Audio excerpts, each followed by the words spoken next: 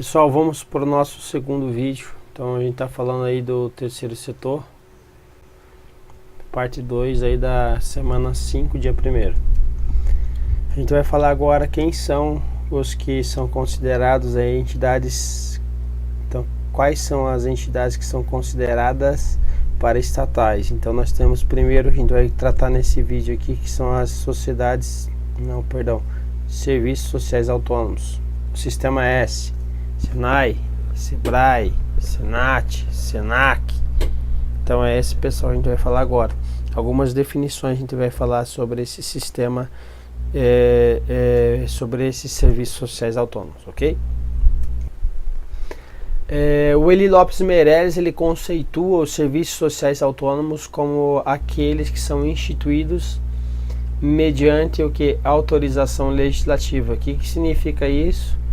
Mediante autorização legislativa significa que se não tiver uma lei que autorize a criação dele, você não pode criá-lo, certo? Então eu tenho que ter então também uma autorização legislativa. Quem lá da nossa administração pública indireta que precisa de autorização legislativa? Empresa pública e sociedade de economia mistas, ok? Então, o sistema S, ou serviços sociais autônomos, precisam também da autorização legislativa. Eles são pessoas também jurídicas de direito que privado. Para ministrar, qual é a área da atuação agora?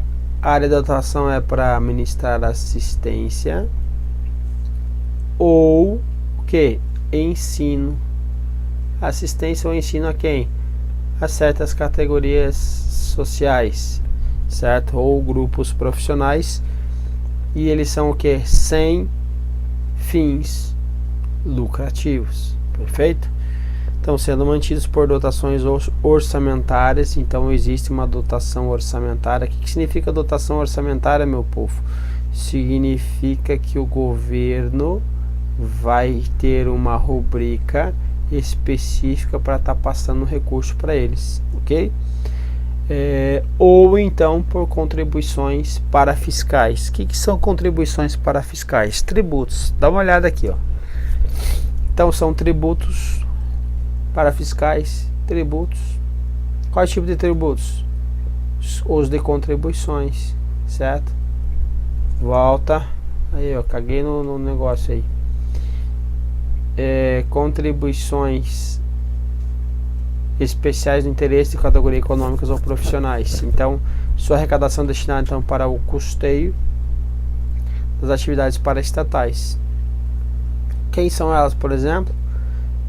Sesc, Senai, SESI, Senai, SEST, Senat e Sebrae, certo? Quem trabalha já com licitação pública, quem faz contratações aí de empresas que prestam serviço com dedicação de mão de obra exclusiva dentro dos órgãos, lá tem uma planilha que se chama planilha de custo e formação de preço. Lá dentro tem lá uma rubrica que é exatamente sobre essa contribuição aí, quanto que que é de acordo com o ramo da atividade dela. Ela vai estar falando o Senai, o SESI, o SESC, o Senac, etc e tal. Então ele vai ter uma contribuição que ela é obrigatória, porque é o tributo é obrigatório, perfeito? Para custear essas atividades desse pessoal aí do sistema S. Então, caiu na tua prova, serviço social ou serviços sociais autônomos, você vai lembrar do sistema S, ok? Então não prestam serviços públicos,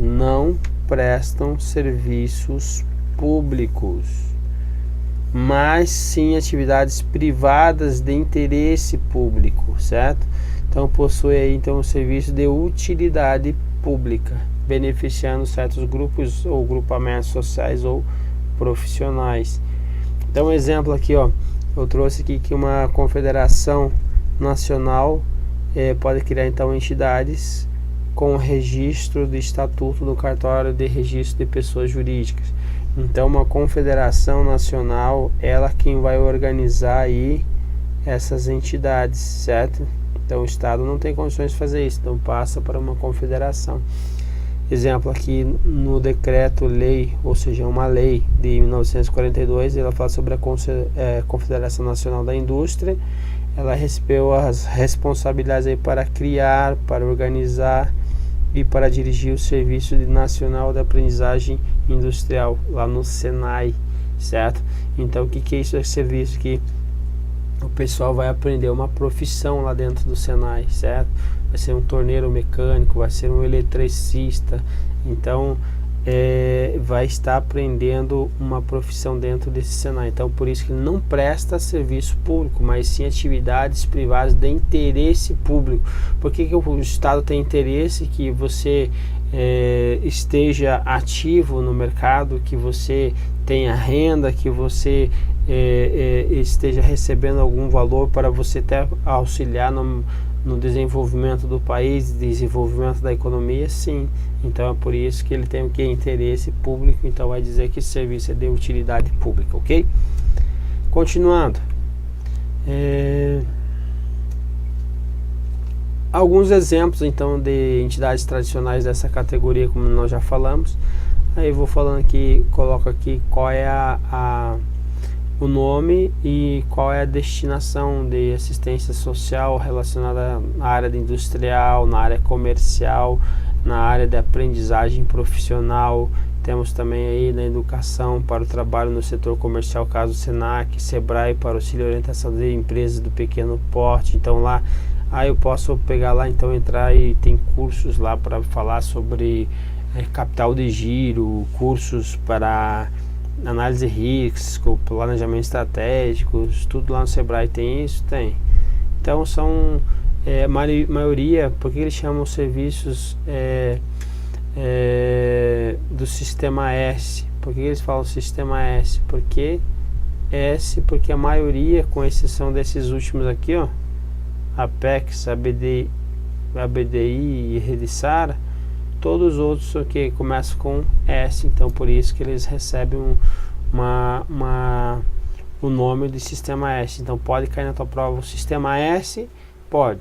Então vai estar certo aí. Então ele vai estar se referindo a essas entidades aí, ok?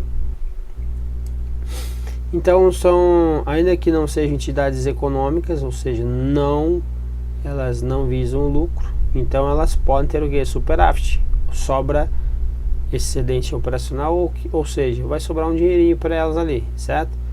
Então, por meio de valores remanescentes dos recursos a que elas são distribuídos.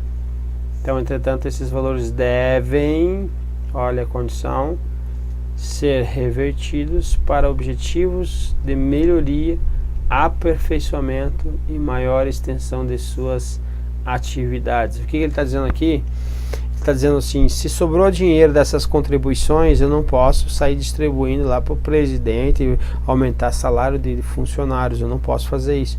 Eu tenho que reverter para a melhoria, reverter para um aperfeiçoamento ou para a extensão das atividades desse terceiro setor aí, que é o do Sistema S. Beleza, meu povo? Continuando aqui, eles são regidos por normas do direito privado, ok? Então esse aqui é um ponto importante. Sofrem parcialmente influências do direito público, como nós já falamos, porque nesse caso eles vão estar recebendo recursos financeiros de tributos. Então eles poderão seus atos controlados por mandado, não fala essa besteira, mandato é data, certo? Eu já falei isso aí, mandado de segurança. Então isso aqui a gente vai ver lá em direito constitucional, quando cai mandado de segurança. Então os atos praticados aí por dirigentes do Sistema S poderão ser controlados por mandado de segurança, que é uma autoridade competente, ok? Então essa entidade sujeita então ao controle do poder público, por exemplo, o TCU, certo?